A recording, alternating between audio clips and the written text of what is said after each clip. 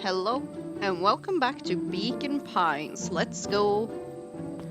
Oh no, do I have to do this again? Damn it.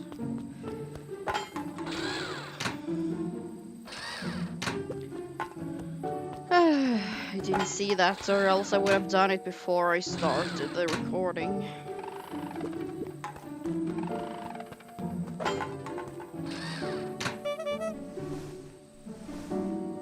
Okay, it didn't take that long.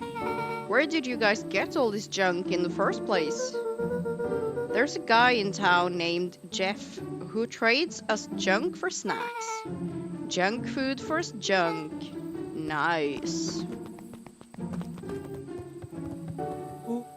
So, pretty sweet security, right? It was imaginative. I'll give you that. Luca, are you sure we can trust the new recruit? I'll vouch for her. Thanks, I guess. Oh, Luca, you promised to fill me in about the Valentine warehouse. Luca sucked in a long breath. So like I said, there was someone there. What were they doing? I don't know, but the place was lit up and active. Maybe they were squatters? I don't think so. It seems more organized. When the man pulled me in, I saw some sort of equipment running. A man pulled you in? Yeah, but I got away. You keep saying it was a man. They were wearing a mask, right? Yeah. Then it could have been a woman. How did you get away? I grabbed a rock or something and broke their mask. They let go and I ran. Dang. That's intense. No wonder you freaked out when you saw your grandma. Yeah, that's the other part. On our way here, Beck and I saw Heiress Valentine meet with Gran, wearing the same sort of hazmat suit. Lolo let out a low whistle. And they weren't there for idle chit-chat. It was a proper clandestine meetup. So let me get this straight. There's an operation in full swing at Valentine Warehouse. You were almost abducted by a strange man or woman in a protective suit. And then you saw your gran in the same suit talking to Heiress Valentine? Pretty much. I'm beginning to think this town is kind of awesome. Lolo and Luca shot back a look. No offense. And so we can logically conclude aliens or alien zombies have infiltrated the town. And their leader is your gran, and she tried to murder you. First of all, and for the last time, there are no aliens. Second, it couldn't have been my gran at the warehouse. I broke that person's mask and to get away. The mask Gran was wearing wasn't damaged, but she's definitely hiding something. Maybe. Your Gran is weird, but she might be the most boring person in the universe. All she does is sit around all day making jam. What could she possibly have to hide? I don't know. We haven't talked much since she moved in. Moved in? Your gran isn't from here?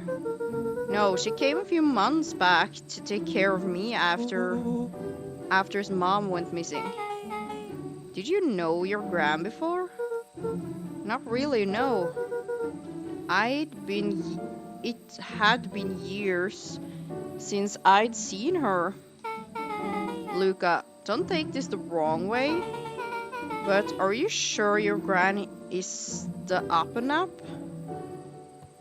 Luca gazed out the window. I'm just saying, it sounds like strange stuff has been happening since she showed up. We could say the same thing about your family, but you're right.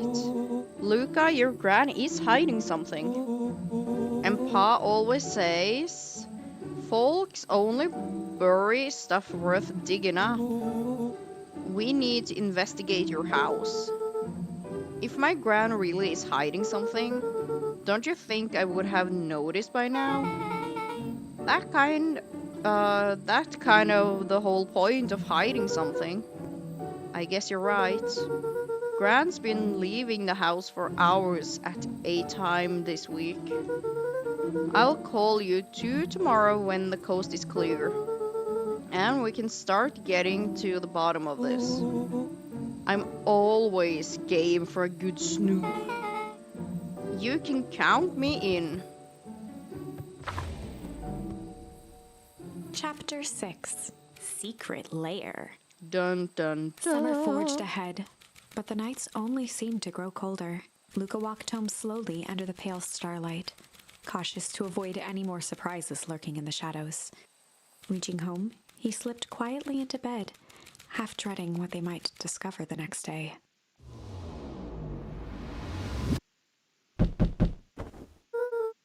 What time is it? Well, at least it's sun outside.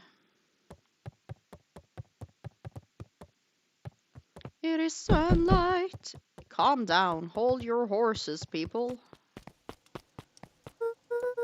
Rollo, what on earth is that?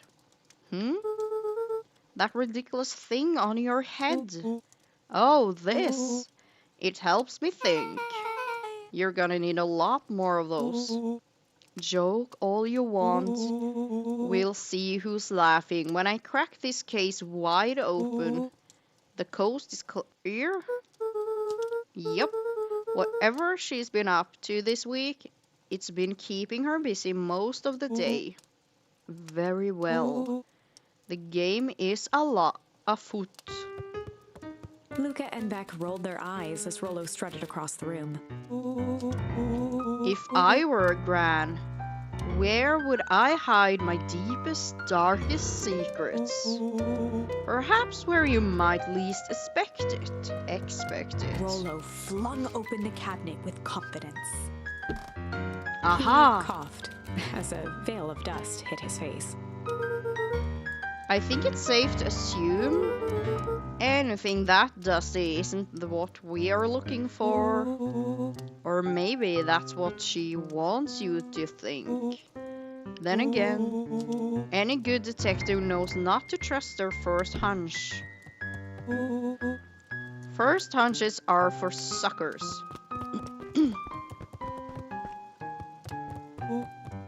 Eureka! She's lit the fire in order to burn the evidence. She keeps the fire going every day, Rollo. Drat. It may already be too late. Just think of the last moons of documents lost to ash. Okay, I'm gonna stop you right there. Can we just think for a moment? Luca, is there anywhere Gran doesn't want you to go? Yeah, the closet upstairs. So maybe it stands to reason that we should check there first.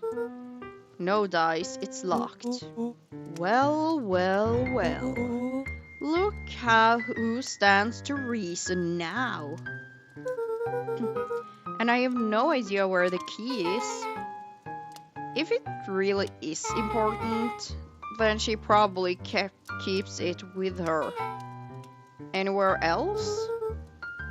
She has her berry bushes. Who has ever thought, I'm going to take this important thing and huck it in a bush? True. Anything else? Maybe something out of the ordinary? Well, she's also worried I'll break her fancy dishware in the kitchen. But it doesn't matter anyway. I can't reach the latch. A look of realization crept onto Luca's face. All three kids snapped to glance at each other, then sprinted in turn toward the kitchen.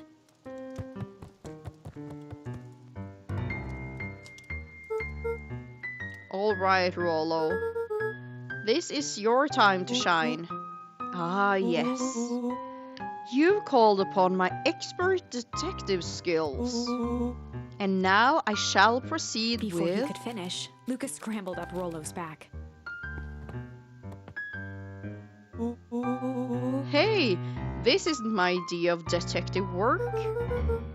Every squad needs a good lockpick. And every good lockpick needs a sturdy head to sit on. This is beneath my standing. Stop complaining and hold still. Got it.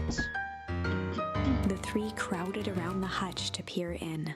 With the glass doors opened, a perfect porcelain display gleamed in front of them. Their eyes searched for anything amiss, but the only distinct feature was its impeccability.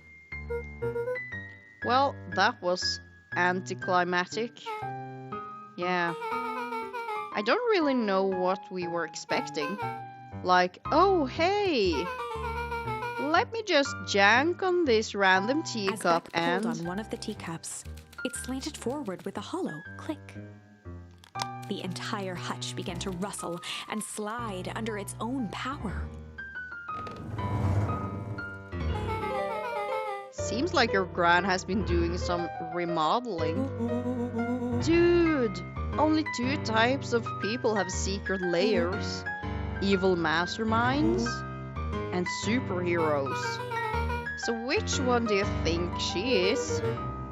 We're about to find out.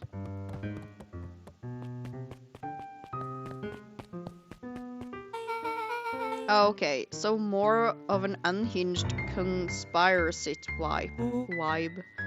Oh, wow. Yeah, this cannot be good. We need to look around before jumping to conclusions. Luca jostled each cabinet drawer in turn. Only one was unlocked. He fingered through the filing cabinet, pausing at a bulging folder labeled Walter. For a long moment, he just stared at it. What do you got there? It's my dad. Looks like some of his old medical files. Your dad was a doctor? Luca nodded and caressed the label with his thumb. Well, are you gonna read it? Here, let me help. Rollo swiped the folder from the drawer and began leafing through the pages. He whistled to himself, barely looking at the text. How about you actually read some of it? One sec. Dense documents such as these are a lot like a cheeseburger. It's best to skip straight to the middle. That's where all the meaty bites live. Wow, I had no idea we were in the presence of the preeminent scholar in dense documents and cheeseburgers.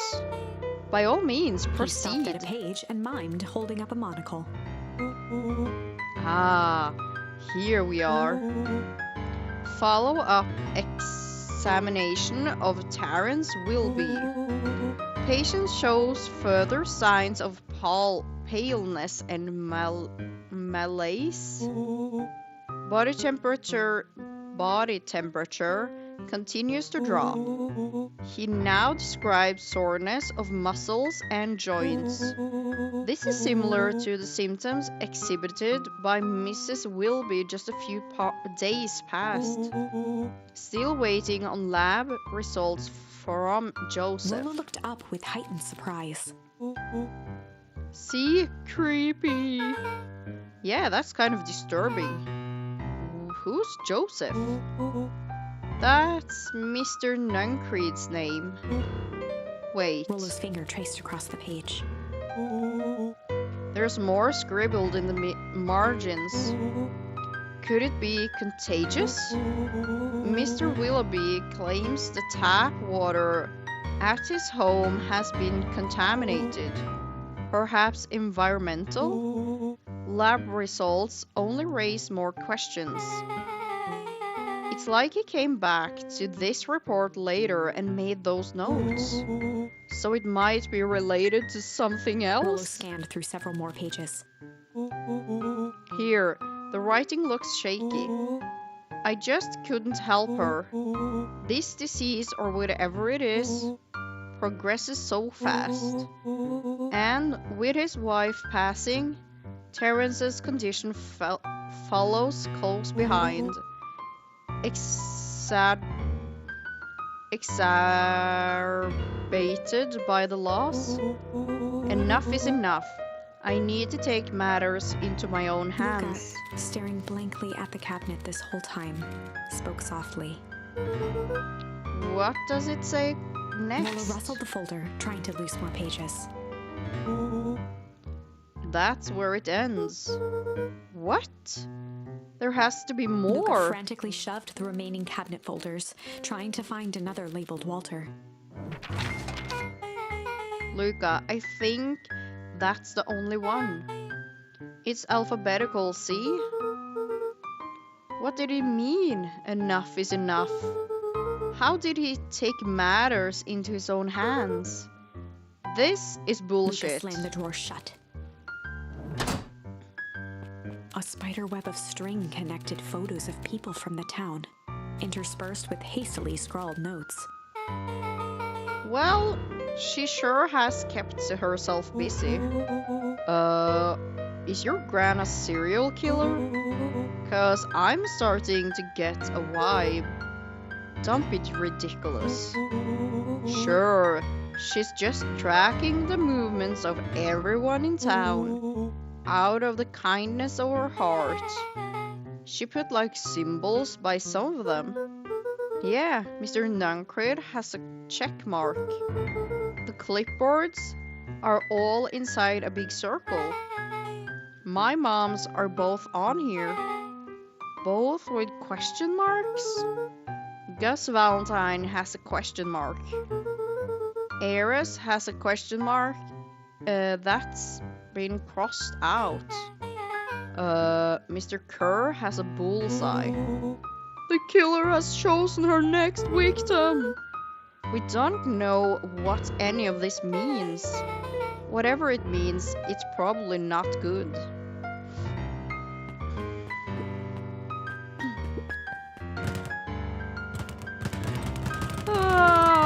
Anger!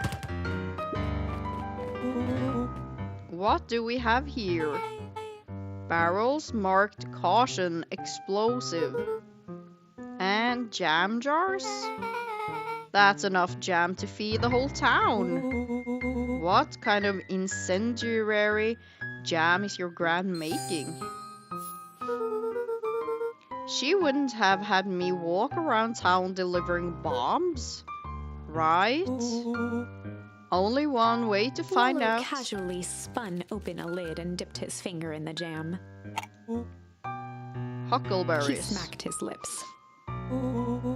A hint of brown sugar and ink? What? Rollo plunged his hand in the jar, fishing out a soggy slip of paper. Aha! Rollo offered the slimy note to Luca and licked his fingers clean. It's addressed to Mrs.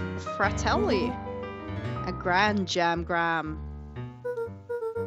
It says, last night I used the disguise Eris provided to scout the location.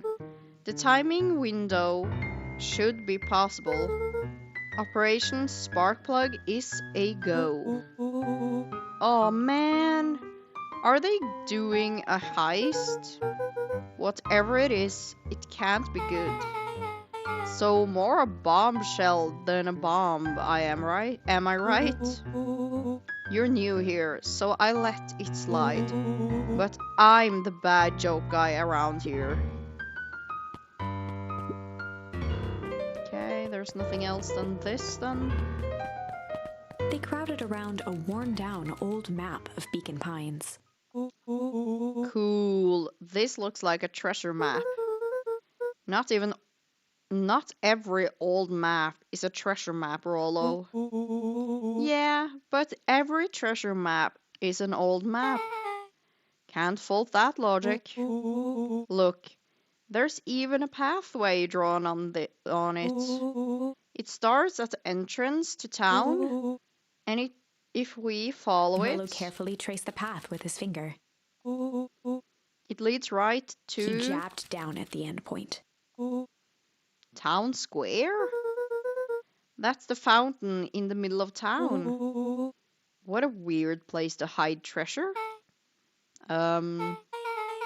Rollo, that doesn't look like treasure to me. The end of the path on the map has the same symbol as those explosives over here. So, it's not hiding treasure. A real bummer. Rollo, what's the thing you've been excited about for the past month? The festival. Ooh. Did you say gulp? This feels like a gulp kind of situation. Everyone will be gathered near the center of town. She's gonna blow up the festival! Not if we stop her. Uh-oh. Oh! What was that? Luca looked up from the map. What was that? No, I heard it too. That was the front door. Which means someone just shut the door. Which means someone's upstairs. Shh, quiet. Hit the lights. Beck flicked off the light, and they became statues in the dark. Overhead, creaking floorboards bent under slow, deliberate steps. The kids looked up, the tilt of their necks following each footfall.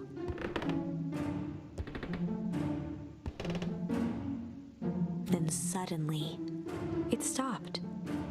Without realizing, they'd been holding their breath. All three exhaled shakily and glanced at each other. A muffled male voice broke the silence. Hello? A final few footsteps reached the entrance above them, and the voice now echoed down the stairs. Anyone down there? The three kids shuffled to the corners without a peep. As he began to descend the stairs, the man's voice punctuated every new step. Thump. Hey-oh-hoo. I'm not here to hurt anyone. Thump. I'm just here to help. Just... At the bottom step, the man paused, squinting to search the room for signs of life. Huh? Guess it's Rollo nothing. shifted suddenly. Luca gave him an intense, chastising look and whispered through clenched teeth. Rollo, don't. It was too late. Rollo was already inching toward the stairway. He screeched as he charged toward the shadowy figure. Flaming chicken coop! With all his weight, Rollo tackled the man to the ground. Rollo? Mysterious creepy man? Anyone there? From the dark corner, they saw something move. Well, I didn't know if I had it in me. But there was only one way to find out. Holy crap, Rollo, that was awesome. Wait, did you just kill that person? Luca scrambled to the hunched figure on the ground. Pressing his fingers to the man's neck, he sighed with relief. You sure clobbered him good, Rollo. He's knocked out As cold. Beck flicked back on the light, Luca and Rollo both gasped in stereo. Mr. Tolliver? Chapter 7. The Interrogation of Hiram Tolliver. Still unconscious, Mr. Tolliver slumped heavily in a shoddy old chair. His hands were bound with rope, his feet tied with some loose string. The kids huddled in a circle, discussing their plan. One thing was certain, they couldn't just let Mr. Tolliver go. They needed to know what he was doing in Luca's house.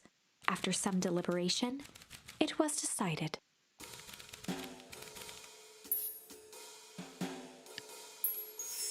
They'd run the classic good cop, hard cop interrogation. Rollo brandished a steely gaze. I've got this. Read about it 100 times. Rollo swaggered past the chair which propped up the slumping Hiram Tolliver. Without even looking at his captive, he began with a long, blustery drawl. Well, well, well. Mr. Tolliver. Mr. Tolliver remained motionless. Rollo spun around to face him. He'd clearly expected to rouse Mr. Tolliver with his booming voice. Mr. Tolliver? Beck and Luca gave each other an unsure glance. Rollo slammed his fist on the table. I said, Mr. Tolliver! He grabbed the table lamp and beamed it onto the unconscious face. Mr. Tolliver groaned and slowly lifted his head. He recoiled with a muddled, weary squint. What in the world? The chair wobbled as he attempted to straighten up. Who? Who's there? Mr. Tolliver could only make out rough shapes through the glaring light. With a gruff tone, Rollo hoped to both conceal his voice and intimidate. I'll be asking the questions here, punk. Now hold on, let's just calm down. Oh, I am calm. Calm as carrot in dirt. As for you, looks like you're The sweating. doubtful expression on Beck and Luca's faces transformed into awe. We can do this my way, or... Well, let's just say I've never needed another way. Rollo, hitting his stride, was now channeling every detective trope his memory could recall. He slammed the table again. Nude, now dance! What? I don't even... Mr. Tolliver's voice became desperate.